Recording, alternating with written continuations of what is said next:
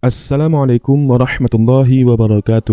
Alhamdulillahi rabbil alamin. Allahumma salli ala sayyidina Muhammad wa ala alihi wa sahbihi ajma'in. Amma ba'du. Di dalam video ini kita akan membahas tentang pengertian macam-macam dari sifat huruf di dalam Al-Quran.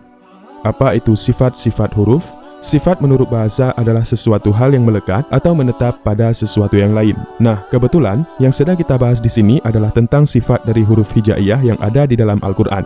Jadi, pengertian sifat yang dimaksud menurut pengertian istilah huruf hijaiyah adalah as-sifatu hiya kaifiyatun aridatun lil harfi inda husulihi fi makhraji minal jahri wal rakhawati wal hamsi wasyiddati wa nahwiha. Sifat huruf adalah cara yang datang untuk keluarnya huruf ketika sampai kepada tempat keluarnya ataupun makhrajnya, baik itu berupa sifat jahar, rakhawah, hams, syiddah, dan sebagainya. Pada pengertian ini, tampak bahwa sifat-sifat huruf hijaiyah selalu dikaitkan dengan makhraj-makhrajnya, di mana makhraj huruf merupakan standar untuk penentuan sifat dari huruf hijaiyah tersebut. Jadi, antara sifat dan makhraj huruf itu saling berkaitan satu sama lain. Makhraj huruf tidak akan tampak jelas jika sifat hurufnya tidak dikeluarkan secara benar. Sebaliknya, sifat huruf tidak akan tepat selama tidak mengenai tempat keluar ataupun makhraj hurufnya. Secara garis besar, sifat huruf hijaiyah terbagi menjadi dua macam, yaitu yang pertama adalah sifat lazim. Sifat lazim ini merupakan sifat-sifat huruf yang tetap di dalam masing-masing huruf hijaiyah. Sifat ini selamanya tetap, tidak pernah berubah-ubah selama huruf tersebut kita gunakan, seperti sifat jahar, syiddah, isti'la, itbaq, dan sebagainya. Sifat lazim ini juga menentukan benar atau tidaknya huruf tersebut saat kita lafazkan. Maka sangat perlu bagi kita untuk mengetahui sifat-sifat lazim dari setiap huruf hijaiyah. Misalnya saat kita mengucapkan huruf shin, itu berbeda dengan saat kita mengucapkan huruf sin. Begitu juga dengan huruf dal dan huruf dhal, dan sebagainya dari setiap huruf-huruf hijaiyah. Untuk sifat yang kedua adalah sifat arid. Sifat arid ini merupakan sifat-sifat yang baru akan ada ketika huruf-huruf hijaiyah itu bertemu dengan huruf-huruf tertentu. Sifat ini tidak menetap dan selalu berubah-ubah menurut perubahan huruf yang akan ditemuinya. Seperti di dalam contoh bacaan izhar, bacaan idgham, bacaan iklab, bacaan ikhfa, mat tafkhim, tarqiq, waqaf, sakta, sukun, dan sebagainya. Sebagaimana yang sering kita temui di dalam ilmu tajwid yang menjadi tempat pembahasan pokok sifat arid ini. Nah, untuk pembahasan kali ini kita fokus dulu kepada sifat lazim yang ada dari setiap huruf hijaiyah. Sifat lazim yang pertama adalah sifat-sifat yang mempunyai lawan-lawannya. Sifat-sifat huruf yang memiliki lawan bisa kita kategorikan ke dalam 5 kategori. Kategori yang pertama yaitu dalam segi nafas. Untuk sifat yang pertama yaitu sifat al-hams. Artinya, keluarnya nafas ketika membaca huruf-huruf yang memiliki sifat al-hams ini. Hurufnya ada 10, yaitu fa, ha, tha, ha, shin, kha, sad, sin, kaf, dan ta. Atau terangkum di dalam kalimat, fahathahu syakhsun sakat. Lawan atau kebalikan dari sifat al-hams ini adalah sifat al-jahr, yaitu sifat yang kedua, ataupun menjadi lawan dari sifat al-hams. Sifat al-jahar adalah menahan nafas ketika membaca huruf-huruf yang bersifat al-jahar, ataupun kebalikan dari sifat al-hams sebelumnya.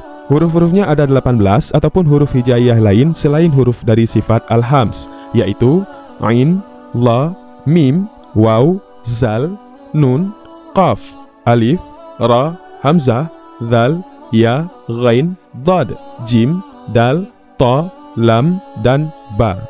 Ataupun terangkum di dalam kalimat alluma wazna qari'in dhi ghadda jadda talab. Untuk kategori yang kedua yaitu dari segi suara. Untuk yang pertama yaitu ada sifat asyiddah. Artinya tertahannya suara ketika membaca huruf-huruf yang mempunyai sifat asyiddah ini. Hurufnya ada 8 yaitu hamzah, jim, dal, qaf, ta, ba, kaf, dan ta. Ataupun terangkum di dalam kalimat ajid qattim bakat.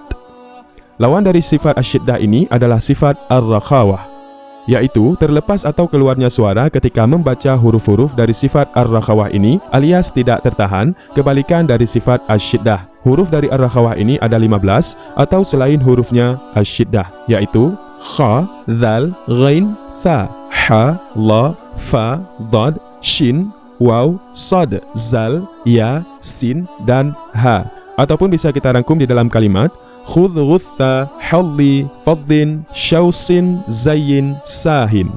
Sekedar informasi penting, antara sifat asyiddah dan sifat ar-rakhawah ini terdapat sifat yang bernama at-tawassut, yaitu mengucapkan huruf-huruf dengan tidak terlalu ditahan ataupun tidak terlalu dilepaskan, ataupun pertengahan di antara sifat asyiddah dan sifat ar-rakhawah. Untuk hurufnya adalah lam, nun, ain, mim, dan ra, ataupun bisa kita rangkum di dalam kalimat lin Umar. Kemudian untuk kategori selanjutnya, yaitu dari segi pengangkatan pangkal ataupun tengah lidah. Untuk sifat yang pertama dari kategori ini adalah sifat al-isti'la. Al-isti'la ini adalah terangkatnya pangkal ataupun tengah lidah ke rongga atas mulut ketika mengucapkan huruf-hurufnya. Hurufnya ada 8, yaitu kha, sad, dad, ghain, ta, qaf, ra, dan la. Ataupun terangkum di dalam kalimat rukhsa dhaqtin qid. Nah, untuk kebalikan dari sifat al-isti'la ini adalah sifat al-istifal.